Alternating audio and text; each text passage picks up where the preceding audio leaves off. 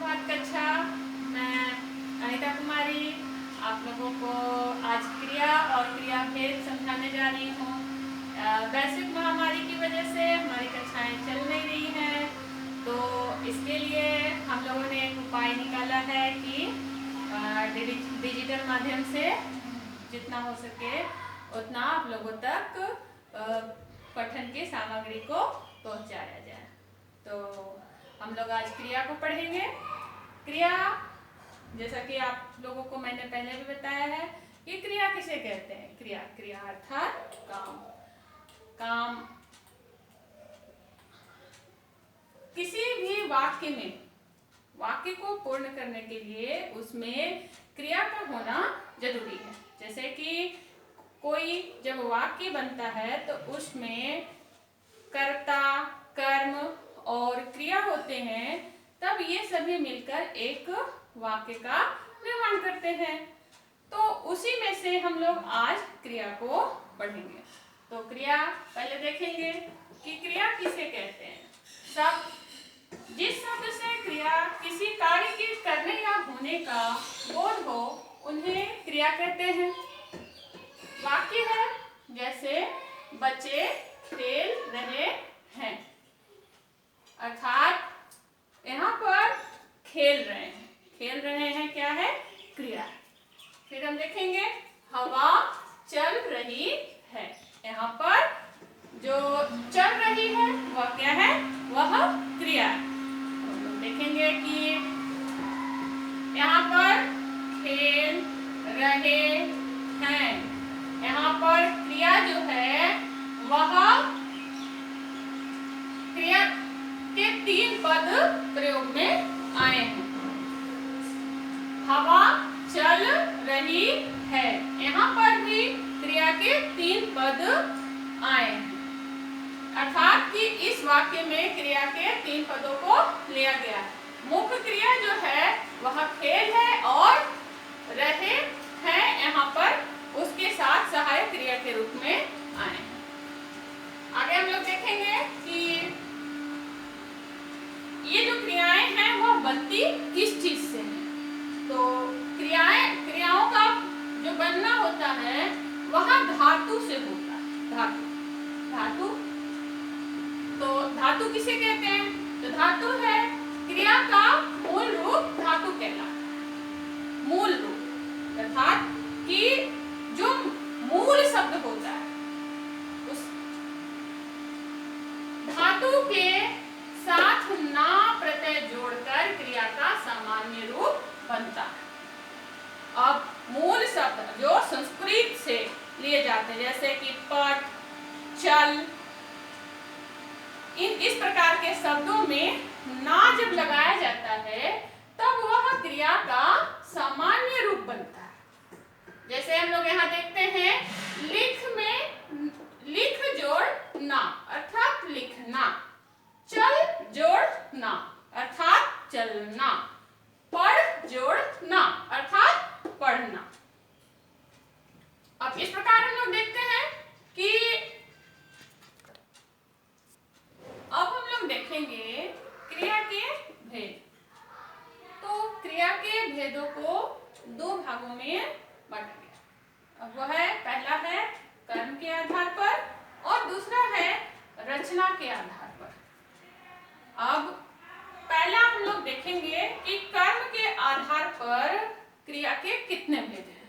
तो कर्म के आधार पर क्रिया के 2 भेद हैं, सकर्मक क्रिया और अकर्मक क्रिया। अब इसमें हम लोग देखेंगे कि सकर्मक क्रिया किसे कहते हैं। सकर्मक क्रिया सकर्मक क्रिया को हम समझेंगे कि जिस क्रिया का फल कर्म पर पड़ता है उसे सकर्मक क्रिया कहते हैं। जैसे भावना कहानी पढ़ती है। अब यहाँ पर हम लोग देखेंगे कि भावना जो है वह क्या है? करता है। भावना करता है, कहानी कर्म है, पढ़ती क्रिया है जो है यह सहायक क्रिया है। दूसरा वाक्य हमारा है कि मोहन फुटबॉल खेलता है। तो मोहन यहाँ पर करता है, फुटबॉल कर्म है, खेलता क्रिया है सहायक क्रिया। तो इस तरह से हम लोग देखते हैं कि सकर्मक क्रिया, जिस क्रिया का फल कर्म पर पड़ता है उसे सकर्मक क्रिया कहते हैं। यहाँ पर हम लोग देखते हैं कि काम करने का जो फल है, अर्थात जो हम काम कर रहे हैं उसका फल किस पर पड़ता है। अगर वह फल सीधे के सीधे कर्ता पर पड़ता तो वह अकर्मक क्रिया होता, लेकिन काम करने का जो फल है वह कर्म पर पड़ रहा है। अर्थात देखेंगे कि भावना कहानी पढ़ती है, तो पढ़ने का जो फल है वह किस पर पड़ रहा है, वह कहानी पर पड़ रहा है। पढ़ने का फल किस पर पड़ रहा है, कहानी पर। अब दूसरा वाक्य हम देखते हैं कि मोहन फुटबॉल खेलता है। अब इसमें खेलने का जो फल है वह किस पर पड़ रहा है, तो वह फुटबॉल पर पड़ रहा है।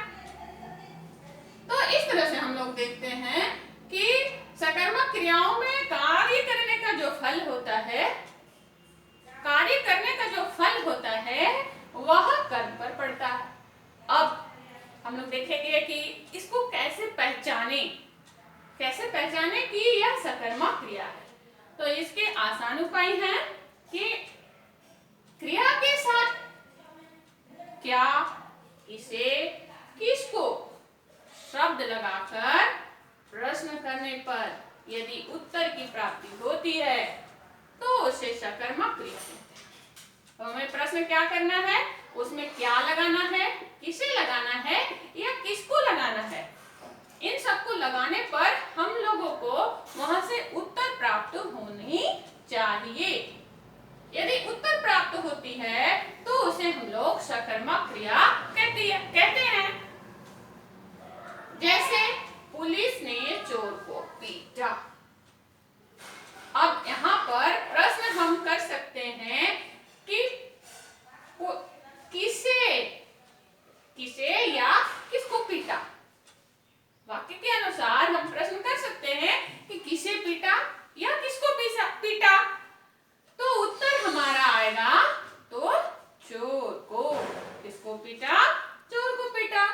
तो यह जो चोर उत्तर आया यह इस वाक्य में कर्म है।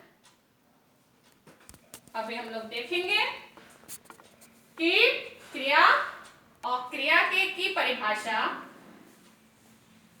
धातु की परिभाषा, क्रिया के भेद एवं कर्म के आधार पर क्रिया के भेद और सकर्मक क्रिया तक हमने अध्ययन कर लिया। अब आप इन सब चीजों का नोट बनाएंगे। इसे आप अपनी कॉपी में, उत्तर पुस्तिका में इसे लिखेंगे और इसके बाद का जो अध्याय है, इसके बाद के अध्याय को मैं बाद में आप लोगों को समझाऊंगी। तो आप घर में ढंग से अध्ययन करें, घर में रहें, सुरक्षित रहें और साथ साथ अपनी पढ़ाई को भी पूरी करें। धन्यवाद।